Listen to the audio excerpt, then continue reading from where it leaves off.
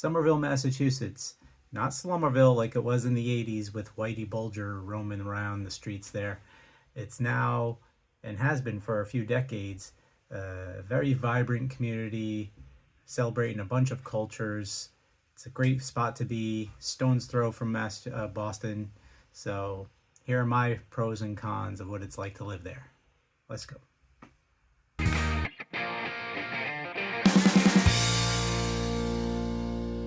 So I've lived and worked in and around Somerville for almost 20 years now.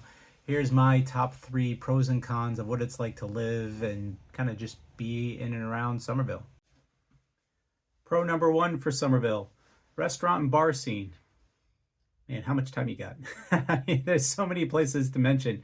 I'm probably not even gonna think of them all being right at the camera here, and I'm probably gonna forget a few, but we'll start, breakfast.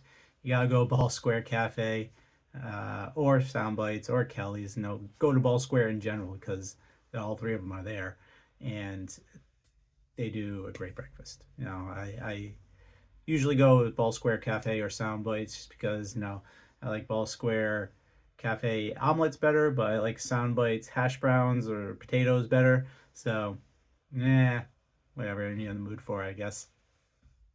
If you're into donuts, you go Union Square, get your donuts, or Davis Square Donuts is pretty good too. There's a new one, Mass Whole Donuts, up in Teal Square, a little bit north of Davis Square. I haven't tried them. Don't know how good they are, but maybe they're just as good as Union Square Donuts. You should go and let me know. Comment below. 3 Little Figs, that's a good bakery to check out.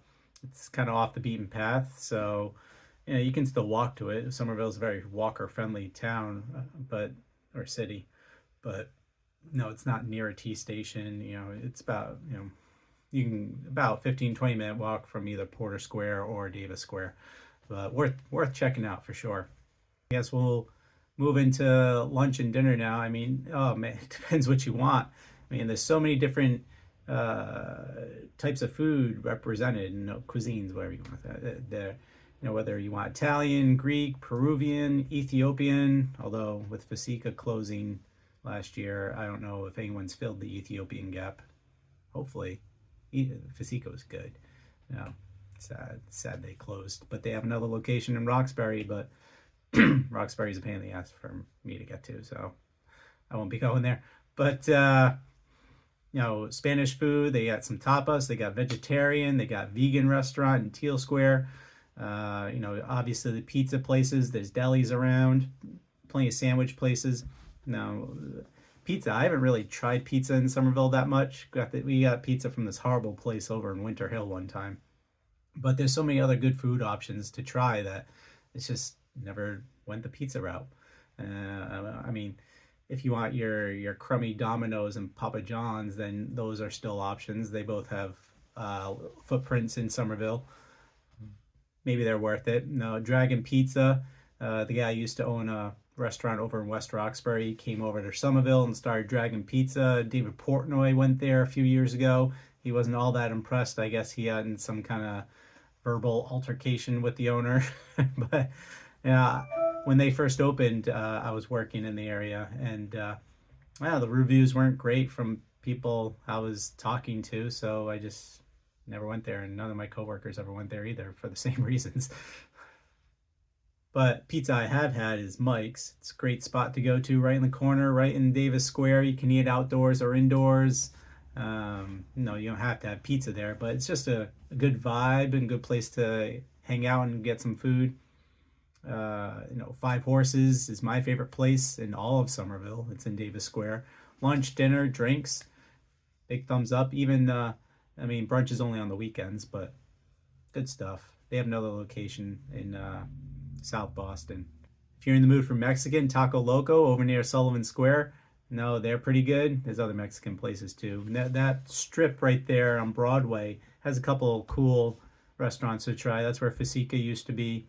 Vinny's is over there. I've been there before. It was okay, although it was a long time ago. Maybe it's different. Maybe I should go again. Highland Kitchen's a great place to go always. Just like Red Bones and They have the restaurant up top, and then down below they got this dark, kind of coolish kind of bar scene down there, which is pretty neat, almost like a speakeasy kind of feel. Rosebud over in Davis Square too. The chef bought it, I think maybe 5 or so years ago, and then redid it, new menu and all that kind of American barbecue kind of stuff. I guess he used to be on the barbecue scene, traveling around the country, but either way, big thumbs up on their food.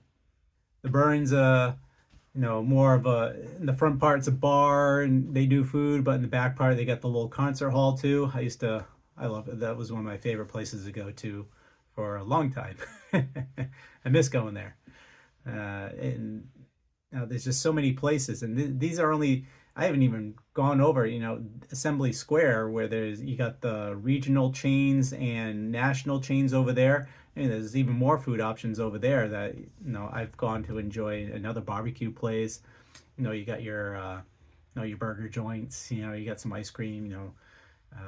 Sports bar, fancier kind of restaurant kind of feel. But if you're looking for fancier, you should go to Sarma instead. I mean, I'm sure the places over in Assembly are okay, but Sarma, tapas style, thumbs up, do it. It's good stuff. I think I'm gonna have to cut myself off there for food. I haven't even talked about bars. I mean, bars have food too because of the whole Massachusetts law. If you serve alcohol, you have to serve food, unless you're in the casino. Some cool bars. No, Sligo's gone, unfortunately. No, but Independent's a cool place to hang out in Union Square. Thirsty Scholar is okay. Where else have I gone? Oh my God, Casey's is a fun little dive bar if you want to go there. Not the hottest bar out there, but nonetheless. One of my favorite bars is Daddy Jones. Good food there. I think it's kind of like Greek-inspired food. They get creative there. They got a good patio too for the warmer months. Good stuff. Good food, good beer, good people. Con number one for Somerville, the density. So Somerville, it's got over 80,000 people in there, and it's not very big, maybe about 6 or 7 square miles. And so there's a lot going on. And as you can imagine, that means, there are some single family homes, but actually the majority of housing are, your multifamilies and condo buildings, apartment buildings. So there's a lot of people there. So if you're looking for the whole suburbia kind of feel with a house and a backyard and not so much that communal living with being in a condo with people to your left, right, above you, below you, maybe Somerville is not the best for you then, because and there's people walking all over the place. Which can be nice. I mean, you get that community like vibe almost kind of, because if you go and walking around a lot, other people walking around a lot, you see a lot of same people sometimes, and that's some people like that and some people don't like that. So in Somerville, it's just there's a lot of people, and so that can be a con because it's also makes things loud. It's harder to get like privacy if you want to go out on your porch and kind of just hang out. Sometimes it's nice, or sometimes your neighbor could be making it not so pleasant. Not the same as if you had a house in the suburbs. You could go out in your backyard, and it's unlikely your neighbor is going to be doing enough to kind of really make it an unpleasant experience, right? At least most of the time. So if you got a car to fit somewhere, it can be tough. Sometimes you get off-street parking, but say you got like, if you got like a canoe, or if you got like a motorcycle on top of your car, or you have 2 cars for whatever reason, a little mini car collector, or you have a boat, if you have a lot of stuff, it makes it tough to live in Somerville because space is not easy to come by. That's one of the reasons why I never lived in Somerville. That'll bring us to pro number 2 for Somerville, public transportation. Yeah, it's pretty well accessible. It had the red line that most people know that goes through Cambridge and up into Somerville. It doesn't really travel through much of Somerville, just kind of right past Porter Square into Davis Square, and then it goes back into Cambridge again. But it's because of its Porter Square is right on the Somerville border, so a lot of people will use that to get going to from work or just to get in the city. Then you have the Orange Line at the other end of Somerville at Sullivan Square. Technically, Sullivan Square is in Charlestown, but it's right on the border of Somerville, so you can go there. The new Green Line extension that finally came after decades of being talked about, even though it keeps getting shut down for maintenance sometimes. I warned you in my previous video, and I've said it before and I'll say it again. The Green Line is the most unreliable line of all of them in the Boston area. It's so aggravating at times, but it does help with accessibility. It didn't go all the way over into like Winter Hill and East Somerville, kind of right on the border of those. Winter Hill, East Somerville kind of get left out until they shut down one of the lanes and made it a bus lane. Now the buses can zoom up and down Broadway, not with free will. They still have to stop at stoplights, but they'll get you to and from Sullivan Station and all along Broadway pretty quick and easy. Sometimes if you're going into Boston and you live near Magoon Square or even Davis Square, it might even make sense to jump on the bus and have the bus shoot down Broadway all the way to Sullivan Square instead of taking the red line and into Boston, because of that bus lane. Although because of that also it's made traffic a pain in the ass on Broadway and taken away some street parking. So, pros and cons of decisions. But public transportation is a huge plus and very easily had, accessible. You can pull out the app on your smartphone, see where the buses are at all times, so you can time it perfectly to get to the bus station and jump on the bus. I think you can do it with the trains. I don't know. I haven't tried. They have more of those pay-as-you-go bikes. I don't know technically what their name is called, so I'm saying pay-as-you-go bikes. Those have been more locations in Somerville, for people to utilize, and people do, because it's become more biker friendly. They're putting bike lanes in everywhere, especially around Davis Square, where they knocked out a lot of the parking for these bike lanes, so businesses suffer a little bit. It's been a hot topic in the area for a long time between the biking people and the people that want parking, because parking in general is tough to come by anyway before the bike lanes and what have you. What do you think of the list so far? Let me know. Leave a comment below. Let me know if there's something I missed, what you think I should add or remove. These are from my experiences. Leave a like too, maybe subscribe. It shows me that you're liking this, and I'll do more for other cities and towns and what have you, try to bring you as much info that I can, because I've been in and around the greater Boston area for a long time now. I'm not that old, but I'm getting there. Con number 2 for Somerville, parking. Oh man, I think I mentioned this a little bit earlier, but parking, it was hard enough to find parking. Most it's permit parking. There's a couple main drags where it's like during the day you can park for 2 hours max, and usually they don't check, so you can stay there longer, depending. Sometimes the meter maid, it seems like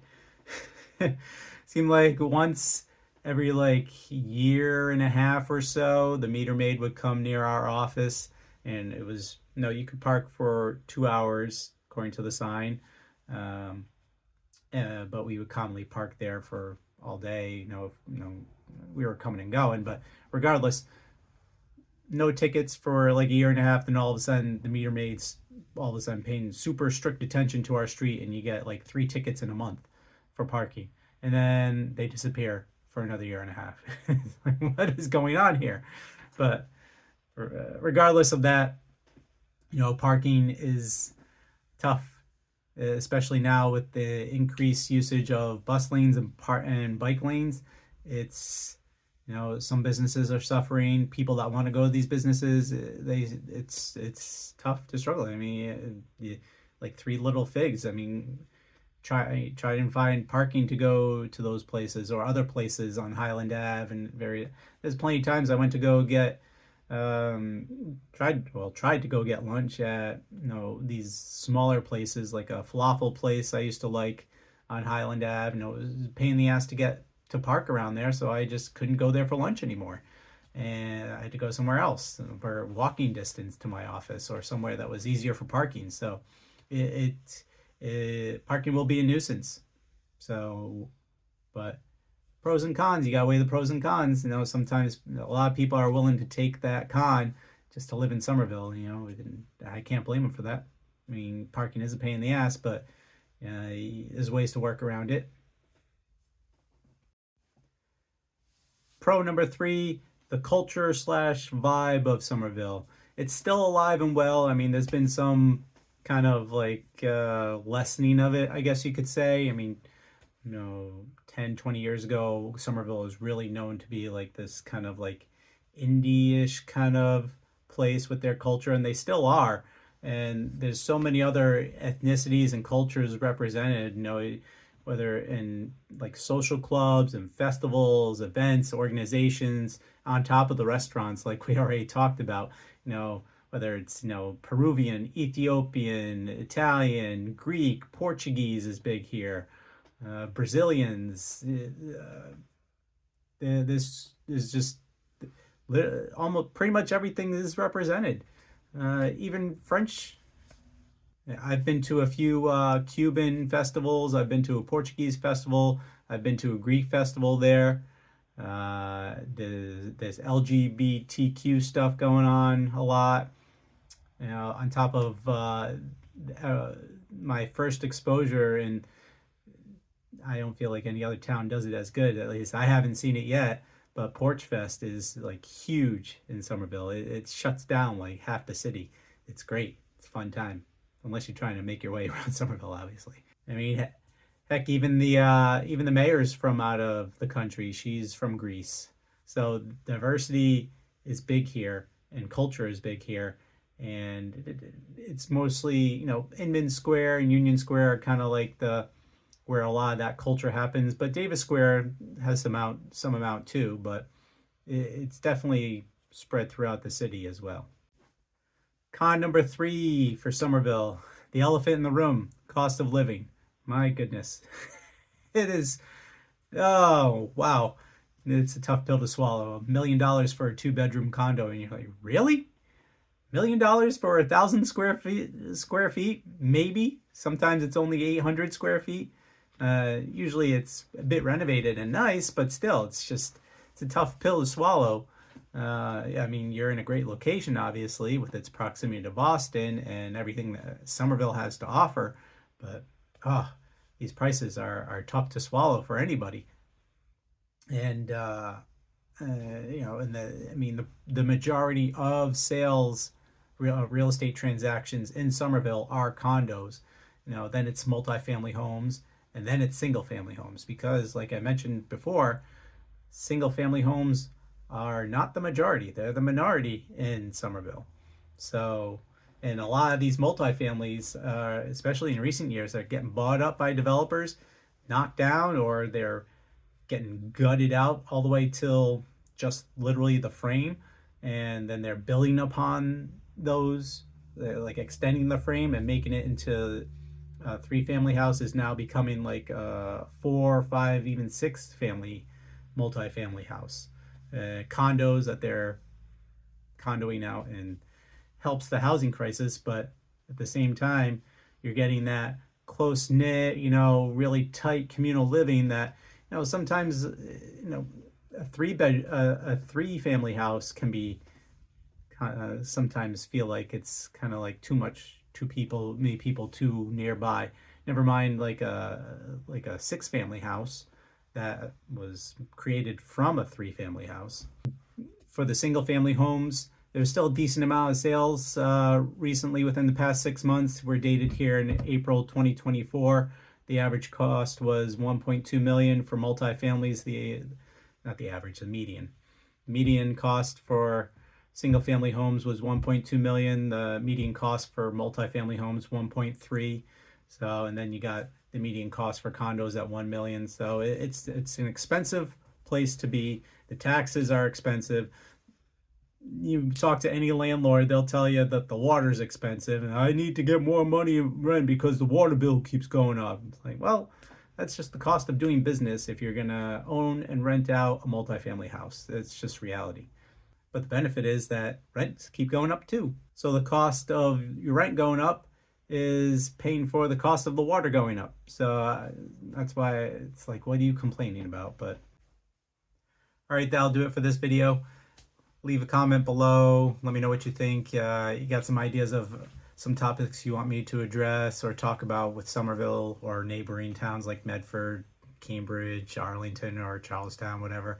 Let me know. I know them all pretty well. And I'll see you next video.